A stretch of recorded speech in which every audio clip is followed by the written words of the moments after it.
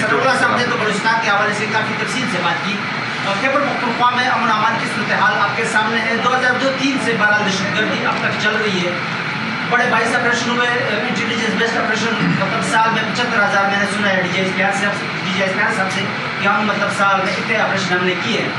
تو اب وہاں پہ بھی صورتحال آپ کے سامنے ہے اور مطلب جو ڈرون اٹیک ہو رہے ہیں, تو کیا آپ کے خیال میں سیکیورٹی فورسز امن و امان کی صورتحال کی بہتری میں ناکام ہے؟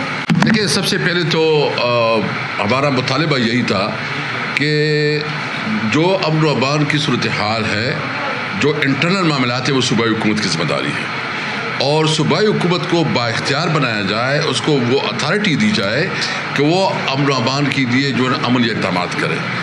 دو چیزیں ہیں. ایک تو خیبر پختونخوا جو ہے نا بارڈر پہ ہے, وہاں آپ کو پتہ ہے کہ افغانستان کے ساتھ جو انٹرنیشنل بارڈر ہے اس کی وجہ سے مسائل ہے, تو وہ وفاق کے تحت آتے ہیں. بہرحال میں آپ کی نالج کے لیے یہ کرتا ہوں کہ پہلی دفعہ خیبر پختونخوا حکومت نے 20 بلین روپیز پولیس کو جو ہے نا وہ ریلیز کروائے, جس میں اس کے لیے جو اکوپمنٹ چاہیے, گاڑیاں چاہیے, اسلحہ چاہیے, ٹیکنالوجی چاہیے, جو بھی چاہیے اس کے لیے. اور پولیس ڈپارٹمنٹ کو کہا گیا کہ آپ کو جو بھی ضرورت ہوگی, ہم شاید جو ہے نا یہ سڑکیں وہ نہ بنائیں, ہم شاید وہ نالی اور وہ نہ بنائیں, بلکہ ہماری پریارٹی یہ ہے کہ ہر وہ کام کرے جو امن و امان بحالی کے لیے. اور اس کے لیے ہم نے یہ بھی فیصلہ کیا ہے صوبائی حکومت نے, میں صوبائی حکومت کی بھی یہاں پہ بات کروں گا کہ جو ہمارے اسپیشل برانچ ہے اس کو اپ گریڈ کیا جائے گا اپ ٹو جو یہاں آئی بی ہے یا جو دیگر ادارے ہیں, اس کے لیے مزید 1000 اپائنٹمنٹ ہو رہی ہے, اور ٹیکنالوجی بیس بھی اس کے لیے. اور جتنی بھی اور کسی کو پوچھ یہ بتائیں کہ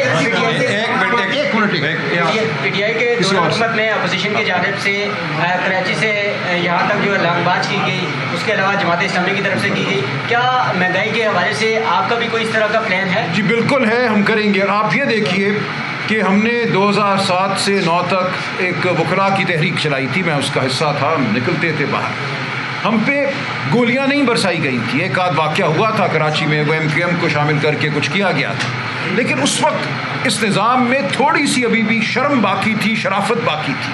آج جو صورتحال ہمارے سامنے ہے, جو 26 نومبر کو اسلام آباد میں ہوا, اس کے بعد جو مریدکے میں ہوا, یہ آپ کے سامنے ہے.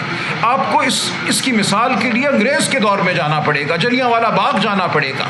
اس کے بعد انگریز نے بھی گولی نہیں چلائی تھی.